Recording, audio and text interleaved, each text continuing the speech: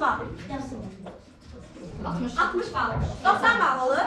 Bu suala cavab versən. Sən nə deyirsən? Ən şəklin şəxs sonluqları hansılardır? Mən yazsın, sən yaz, o yazsın, biz yazaq, onlar yazsınlar. Əla. Üçüncü sual gəlir. Yaşayırsan? Olmaz. Sən bizim ayıb olsan. Mən aşağı atın. Yaxşı, 10 ballıq sual gəlir. Sən nə deyirsən? Şəxs şəklinin şəkilçisi. Şəkilçisi sahəsi. Düz bilməsən. 10 ballıq gəldi. Getmə.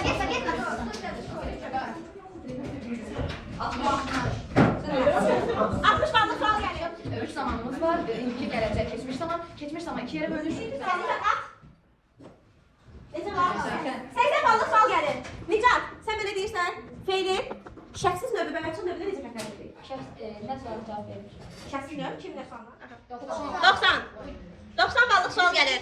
Lalə, qayıdış növlə məchul növün fərqini necə ayırırıq? Deməli, qayıdış növdə işi özü-özünə icra edir. Məchul növdə kimsə icra edir. Əhsən. Üçüncü sual. Yerə şəhər xəstəyə.